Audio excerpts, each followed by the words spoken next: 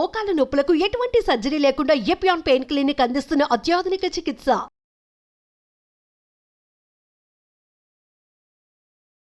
Hello, doctor Dileep Gude here, physician, Yashoda hospital, Somajiguda, Hyderabad. మనం obesity గురించి discuss చేద్దాం. ఇది చాలా కామన్గా అందరూ మాట్లాడే టాపిక్ అయింది ఈ మధ్య. Obesity basically total body fat content పెరిగి ఉండటం. దీనికి రకరకాల మార్కర్స్, మెజర్స్ ఉన్నాయి. బిఎంఐ ద్వారా కూడా మనం టెస్ట్ చేయొచ్చు. ఇంక్రీజ్ బిఎంఐ అంటే 23 దాటిన తర్వాత 23 to 25 మనం ఓవర్ వెయిట్ అంటాం. 25 దాటితే ఒబీస్ అంటాము. ఇండియాలో BMI categories are different compared to ఒక వైట్ పేషెంట్. వాళ్ళకి 27 దాటితే ఒబిసిటీ, మనకి 25 దాటితేనే ఒబిసిటీ. ఎందుకు అంటే థిన్ ఫ్యాట్ ఇండియన్ ఫినోటైప్ అనే ఒక కండిషన్ ఉంది. మనకి పొట్ట దగ్గరే ఫ్యాట్ ఎక్కువ అక్యుములేట్ అవుతుంది, కాళ్ళు చేతులు సన్నగానే ఉంటాయి. ఆ కండిషన్ని, ఆ ఫినోటైప్ని మనం థిన్ ఫ్యాట్ ఇండియన్ ఫినోటైప్ అంటాము. సో ఇప్పుడు ఒబిసిటీ వల్ల వచ్చే ప్రాబ్లమ్స్లో ఫస్ట్ అండ్ ఫార్మోస్ట్ డయాబెటీస్.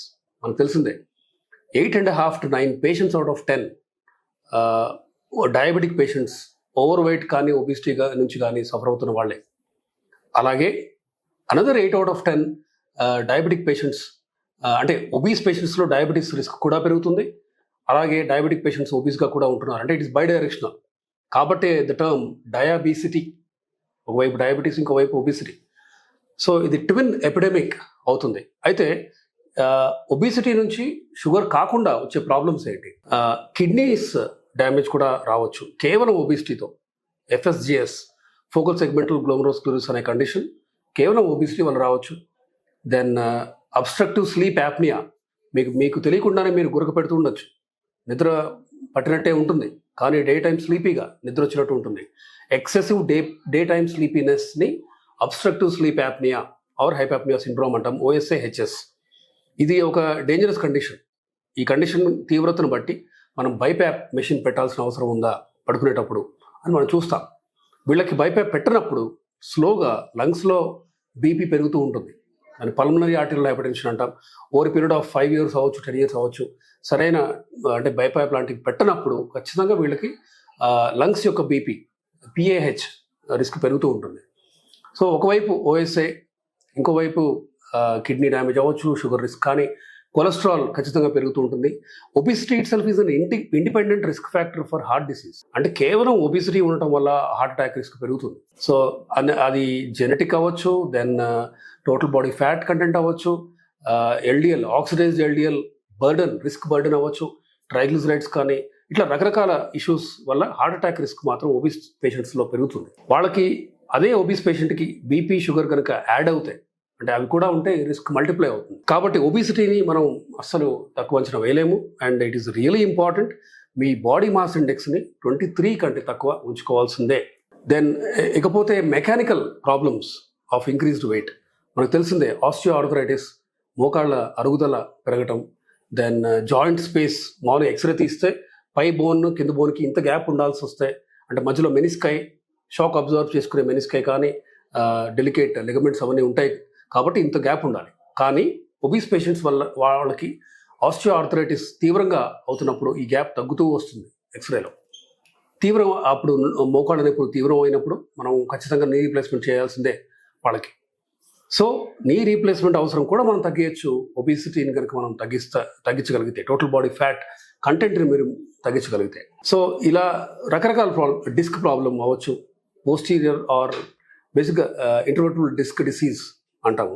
అంటే ఈచ్ వెర్టిబ్రా మధ్యలో ఉండాల్సిన డిస్క్ అగైన్ అది సన్నబడి బరువు వల్ల, దెన్ బయటకు వచ్చే నరాలు నొక్కుపోవటం వల్ల వచ్చే సయాటికా పెయిన్ అవ్వచ్చు.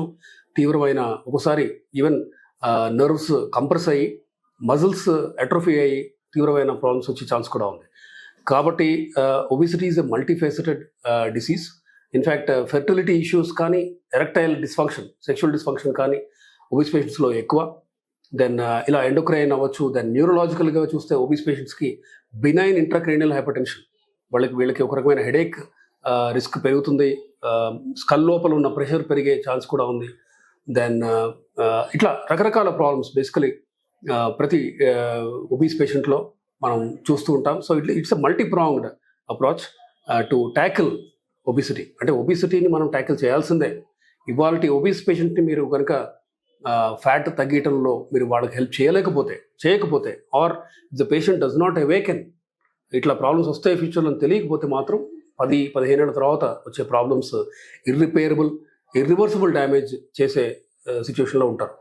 కాబట్టి obesity total body fat content తగ్గడానికి మనకి మీరు అందరూ వినే ఉంటారు, ఇంజెక్షన్స్ కానీ టాబ్లెట్స్ కానీ కొన్ని అందుబాటులోకి వచ్చాయి ఈ మధ్య. సెమాగ్లూటైడ్ అవ్వచ్చు, టిర్జపటైడ్ అవ్వచ్చు, దెన్ లిరాగ్లూటైడ్ ఉంది, ఇట్లా రకరకాల మందులు ఉన్నాయి. అయితే ఈ మందుల ద్వారా మనం in fact total body fat over a period of 6 months 20-25% total body ఫ్యాట్ని మనం తగ్గించచ్చు, బాడీ వెయిట్ని కూడా మనం తగ్గించచ్చు. ఇలా తగ్గించినప్పుడు అంతకుముందు ఉన్న diabetic patient maybe now non diabetic. అంతకుముందు ఇన్సులిన్ వాడాల్సిన అవసరం వచ్చిన వాళ్ళకి ఇప్పుడు ఇన్సులిన్ వాడాల్సిన అవసరం ఉండకపోవచ్చు. అలా సో ఫ్యాటీ లివర్లో ఫ్యాట్ ఉండటం అనేది ఒబీస్ పేషెంట్స్లో సాధారణంగా చూస్తూ ఉంటాం. ఇన్ఫ్యాక్ట్ గ్రేడ్ 1 నుంచి గ్రేడ్ 2, గ్రేడ్ 3 కూడా చూస్తూ ఉంటాం. ఇలా వీళ్ళకి కూడా మనం హెల్ప్ చేయాలంటే ఖచ్చితంగా టోటల్ బాడీ ఫ్యాట్ తగ్గించాలి. దానికి మోంజారో అవ్వచ్చు, విగోవి కానీ, రైబల్సిస్ కానీ, లిరాగ్లూటైడ్ కానీ, దెన్ రకరకాల మందులు, ఇన్ఫ్యాక్ట్ ఓరల్ ఆర్ఫోగ్లిప్రాన్ అని కూడా మందులు కొత్తగా వస్తున్నాయి. రెటాట్రూటైడ్ అనే కొత్త మందు కూడా ట్రిపుల్ యాగోనిస్ట్, అది జిఎల్పికి ఇంకా రాలేదు మార్కెట్లో, త్వరలో రాబోతుంది. ఇలా రకరకాల మందులు అందుబాటులో ఉన్నాయి. Of course diet and exercise remain central pillar for body weight reduction. కాబట్టి ఒబిసిటీని తక్కువ అంచనా వేయకండి. It is an important public health risk factor. మనం అందరం మేల్కొని, in fact the whole country is going towards over weight and obesity, including అది poor అవ్వచ్చు, middle class కానీ, రిచ్ కానీ, అందరూ. ఇంతకుముందు if you go back 30-40 years ago only rich మాత్రమే ఓవర్ వెయిట్ ఆర్ ఒబీస్ ఉండేవాళ్ళు. సో ఇప్పుడు అన్ని సెక్షన్స్ కూడా ఓవర్ వెయిట్ వైపు వెళ్తున్నారు. కాబట్టి దాంతోపాటు they are at higher risk for all these heart issues కానీ, స్ట్రోక్ రిస్క్ కానీ, షుగర్ కానీ, కొలెస్ట్రాల్ పెరగటం కానీ, ఇట్లా రకరకాల ప్రాబ్లమ్స్, 20-25 ప్రాబ్లమ్స్ ఉన్నాయి ఒబిసిటీ వల్ల. కాబట్టి it is really important to address obesity and మనం అందరం దీని గురించి డిస్కషన్ స్టార్ట్ చేయాలి. You are welcome to come talk to me. Thank you.